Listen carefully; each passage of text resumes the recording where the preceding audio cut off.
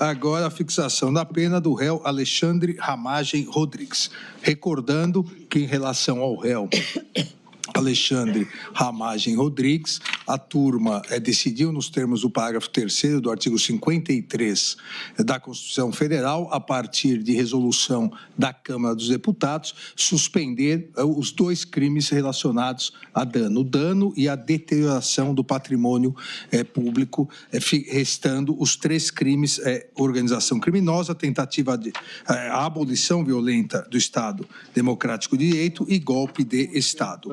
Da mesma forma que a gravidade e a intensidade das circunstâncias judiciais, a culpabilidade, motivos, consequências, são amplamente desfavoráveis ao réu.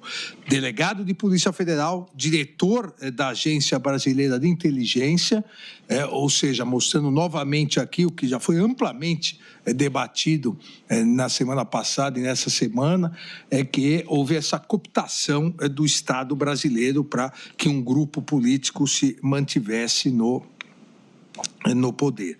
As circunstâncias do crime, como salientado pelo ministro Flávio Dino, aqui eu encaixo nas circunstâncias do crime, demonstram também sua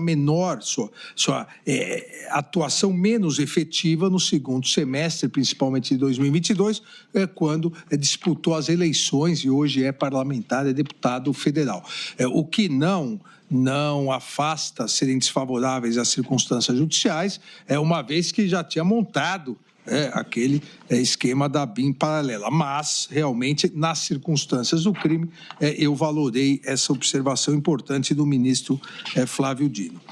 Dessa forma, em relação à organização criminosa, eu fixo a pena base em 4 anos, aplicando o artigo 2º e 4º, inciso 2 do Código Penal, da Lei de Organização Criminosa, e fixo a pena definitiva em 5 anos. O 359L, abolição violenta do Estado Democrático de Direito, eu fixo a pena base já tornando-a definitiva por ausência de atenuantes, agravantes, circunstâncias, causas de aumento de pena ou diminuição em 5 anos. Golpe de Estado, artigo 359-M, em 7 anos a pena definitiva. E o total das penas, fixo a pena para o réu Alexandre Ramagem em 17 anos de reclusão, regime inicial fechado. Aqui não há pena de multa, uma vez que as penas de multa não são previstas nem... Aqui há a pena de multa, sim, em relação à organização criminosa, não há em relação aos danos, porque estão suspensos. Eu fixo em relação à pena de multa, eu fixo também 50 dias multa no valor de um salário mínimo cada dia multa. O voto. Presidente, se o ministro Flávio Dino me permite, e o ministro Luiz Fux, que fala antes de me permitir, é porque, neste caso, nos outros casos, que são diferenças de meses, eu acho fácil a adaptação. Mas, neste caso, ministro Alexandre, eu pergunto a Vossa Excelência para um esclarecimento, porque eu estou chegando à pena privativa de liberdade em 16 anos, 1 mês e 15 dias de reclusão. E porque em abril de 2022 ele teve que se afastar do cargo, acho que foi isso, que ele se afastou. Exato. Então, ele já não participava especificamente nos atos, não há comparecimento nas reuniões e que tais. E 2 dos outros crimes estão suspensos. Ele responderá, se for o caso, quando tiver que responder.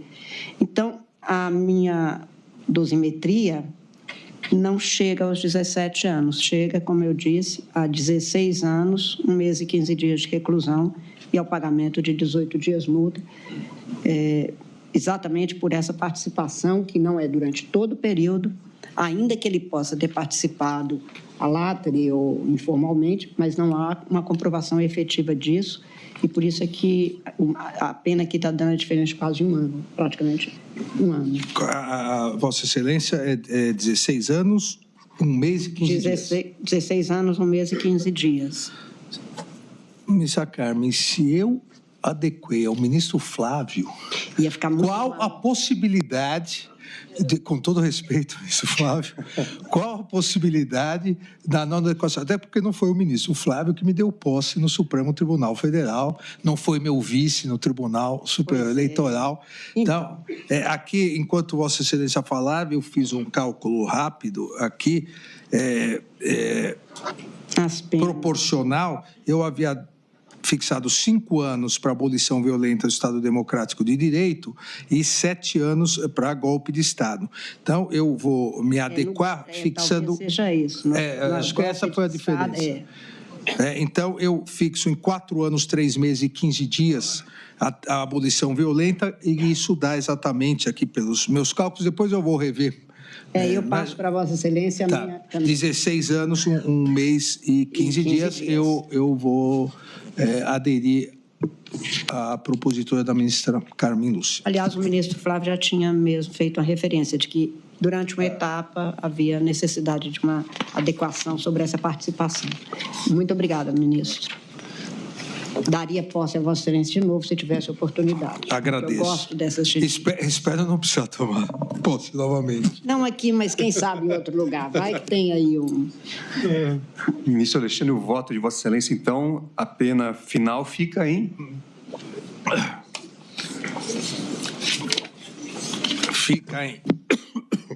Fica em 16 anos, 1 mês e 15 dias. Pois não, agradeço, ministro Alexandre de Moraes. Como vota o ministro Flávio Dino em relação à dosimetria do réu Alexandre Ramagem Rodrigues?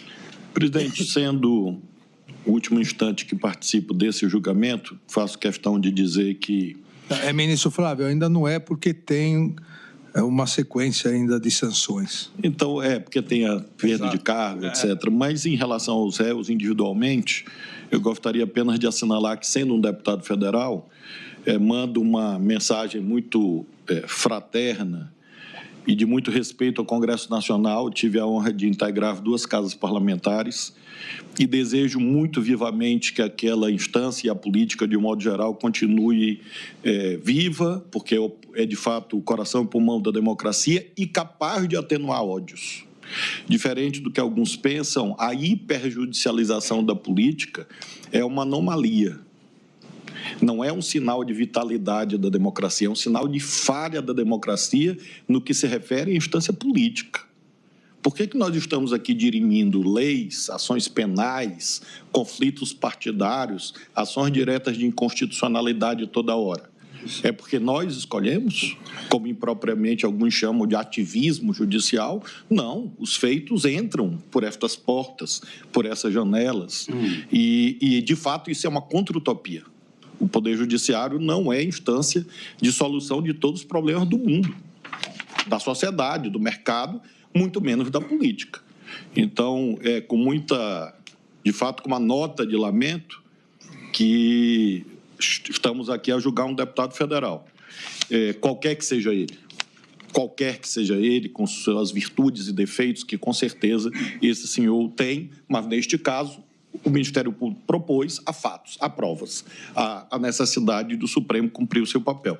Do mesmo modo, aproveitando o ensejo, me dirijo às Forças Armadas, porque não há um julgamento das Forças Armadas, há um desejo de que as Forças Armadas cumpram a função preventiva geral do direito penal, mas quem conhece que o Brasil tem 9.000 quilômetros de litoral, do Oiapoque ao Chuí, que o Brasil tem 17.000 quilômetros de fronteira terrestre, pode achar que existirá a indeclinável soberania nacional sem Forças Armadas fortes.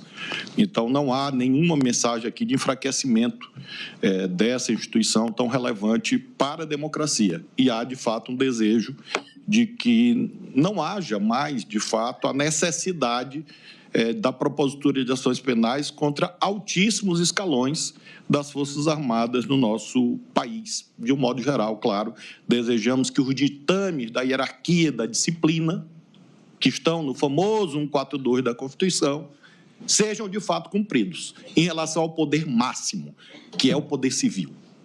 A hierarquia e disciplina não é dirigida pela função militar, é dirigida pelo poder civil. E quem diz isso é o artigo 142 da Constituição. poderes constitucionais. E é a partir dos poderes constitucionais que se estrutura a cadeia de comando e insta os conceitos de hierarquia e disciplina.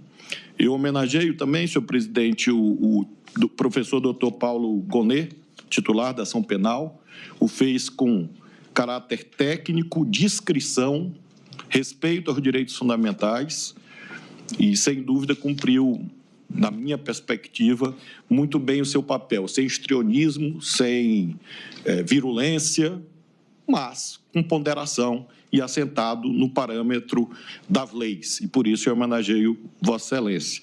Assim como também homenageio os advogados, presidente, porque não sei bem o que cada um disse ali fora, ou vai dizer amanhã nas entrevistas. Eu posso até imaginar, mas onde conta que é ali naquela tribuna e nas audiências que nós concedemos, eu quero testemunhar a altíssima qualidade do trabalho dos advogados e um trabalho leal. Ninguém usou essa tribuna aqui para tentar cumprir um papel diverso daquilo que lhe cabe. E, por isso, eu homenageio todos os advogados e advogadas que participaram. Presidente, também saúdo Vossa Excelência, o presidente Zanin, sobretudo pela serenidade. Eu creio que Vossa Excelência já nasceu nessa cadeira, acho que foi talhado para ela, pela serenidade, pela tranquilidade que passa, mesmo nos momentos mais difíceis. Eu, por exemplo, estou muito feliz que lhe fiz sorrir, porque Vossa Excelência é quase impassível e isso é uma virtude nesse caso. Do mesmo modo, eu homenageio meus professores, Carmen e Fux, com quem sempre aprendo, desde que aqui cheguei, sempre faço alusão respeitosa a ambos, porque, de fato, desde os primeiros passos profissionais, eu os admirava e lia suas obras e assistia suas palestras, para mim é uma honra aqui estar. A minha ilustre antecessora, a ministra Rosa Weber, porque merece todas as nossas homenagens pela serenidade firme. De fato, ela conseguiu, tal qual uma rosa verdadeira, condensar duas qualidades num momento tão desafiador. Ela teve o caráter aparentemente frágil, mas ela soube também usar os espinhos, que são a marca da figura da justiça. Balança e espada. Acho que a Rosa Weber foi, num momento difícil, uma boa manejadora de ambos os instrumentos. Agradeço ao presidente Barroso, que nesses 2 anos que aqui estou, e aí, ministro Alexandre, Vossa Excelência reverencia a ministra Carmen, eu reverencio a pessoa que eu conheço há mais tempo nesse colegiado, que é o ministro Barroso, desde 1995. Tenho a alegria de aprender com ele sempre e a sua presença aqui diz muito sobre o seu caráter, porque mostra que há uma dimensão de institucionalidade na sua presidência e eu, particularmente, me sinto muito confortável no julgamento difícil, dificílimo, ter a presença de Vossa Excelência aqui. Assim como também agradeço a presença do ministro Gilmar, meu professor, de fato, há muitas décadas, trabalhei junto com ele vários projetos, é de fato um decano que imprime autoridade a essa função, mas eu quero, ministro Alexandre, até em homenagem a Vossa Excelência, e concluo, destacar a figura do nosso decano de antes, do Celso de Mello, que tem sido muito leal com esse tribunal. Há pessoas que envergam esta toga e, quando a deixam, se dedicam a atacar e agredir o tribunal. Isso é uma deslealdade institucional, porque todo mundo que aqui passou com suas virtudes e defeitos, posto que esse não é um tribunal celestial. Então, o professor Celso de Mello, decano, sempre decano, professor e amigo do ministro Alexandre, tenho certeza que não concorda com tudo que fazemos aqui, ainda bem, mas ele sabe falar quando é necessário falar, da sua autoridade de magistrado aposentado, e, eventualmente, quando não concorda, ele guarda o recato institucional de quem teve um dia a honra singular de envergar essa toga. Por isso, também faço essa homenagem e concluo, senhor presidente, dizendo que, em relação ao réu Ramagem, todos os elementos trazidos pelo estimado relator e com a ponderação feita pela ministra Carmen, conduzem a minha reflexão, com a ressalva já feita em relação à técnica do 29, parágrafo 1º. E a esta adesão ao trabalho e às sugestões do eminente relator mostram, de fato, a admiração que eu tenho pela sua figura firme, corajosa e, ao mesmo tempo, fiel ao caráter técnico da nossa função. É falso, é mentiroso, todo discurso no sentido de que aqui o ministro relator se ouve com uma indevida utilização de critérios políticos. Isso é uma mentira. E é uma mentira que deseduca a sociedade. Normalmente, quem faz esse discurso dessa hermenêutica exótica são os que, de fato, politizam os julgamentos. É como se fosse uma metáfora bíblica do lobo e do cordeiro. A pessoa aparentemente é uma coisa, mas na verdade é outra. Então nós temos que, ministro Alexandre, até em homenagem ao seu sacrifício pessoal e da sua família, reconhecer isto. Ninguém gosta de fazer julgamento criminal. Eu estou exercendo 14 anos a judicatura, 12 anos na Justiça Federal, 2 anos aqui no Supremo. E nunca vi um juiz ou uma juíza feliz por pronunciar um veredito condenatório. O ministro Fux, que foi magistrado, sabe disso. E é importante comunicar isso à sociedade. Ninguém cumpre esse dever com alegria. Não, certamente que não. É angustiante, é difícil. E, neste caso, particularmente, o eminente relator tem pago preços injustos. Injustos não por ele, injustos pela família dele. Hoje eu conversava com o ministro Zanin. Eu sou pai. Pai, mãe, avô, tio, todos nós somos, de algum jeito. Padrinhos. E nada nos incomoda mais do que a nossa família pagar preços que não lhe pertencem.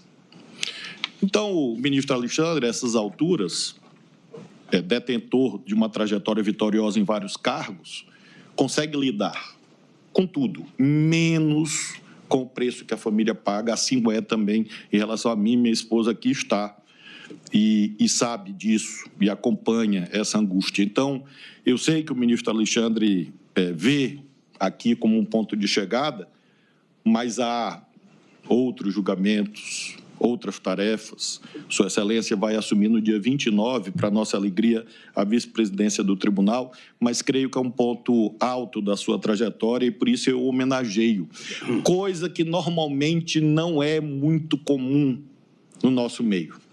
Às vezes há as homenagens formais, as homenagens de praxe e estilo. Nesse caso, Sua Excelência sabe que são palavras de quem acompanha e compartilha e desejo mesmo que na história do Supremo nós não tenhamos que viver um outro momento tão difícil quanto esse. Que a democracia funcione bem, que todos respeitem as eleições, que o discurso de ódio feneça, que a política seja a instância de mediação de conflitos e não de judicialização de conflitos, porque, de fato, a sobrecarga do Supremo é imensa e indesejada por parte dos que aqui estão. Então, esse julgamento, presidente, se presta a múltiplas mensagens, mas tenho certeza que todos nós que participamos procuramos fazer o melhor e por isso eu enalteço muito especialmente a figura do relator e transmito o seu abraço a toda a sua família. Acompanho o relator em relação a esse último réu e devolvo a palavra a Vossa Excelência, presidente. Só presidente, agradecer ao ministro Flávio. Agradeço ao ministro Flávio Dino, inclusive pelas generosas palavras que me foram dirigidas. Como vota o ministro Luiz Fux? Senhor presidente, depois dessas sensíveis palavras do ministro Flávio Dino, como da sua peculiaridade verbal, eu apenas vou me limitar a dizer que não vou participar da dosimetria, mas também gostaria de saudar Vossa Excelência pela seriedade, pela sobriedade com que conduziu esse julgamento, saudar todos os meus colegas integrantes da turma pelo respeito ao dissenso parcial que é natural no julgamento de um órgão colegiado e saudar os advogados que, no meu modo de ver, atuaram com excelência na tribuna desta Corte. Nosso presidente eu saúdo todo dia, toda vez que é um plenário, e de sorte que é implícita a minha saudação em razão da nossa antiga amizade. Agradeço, ministro Luiz Fux. Nesse caso, a ministra Carmen Lúcia já havia votado, e eu também...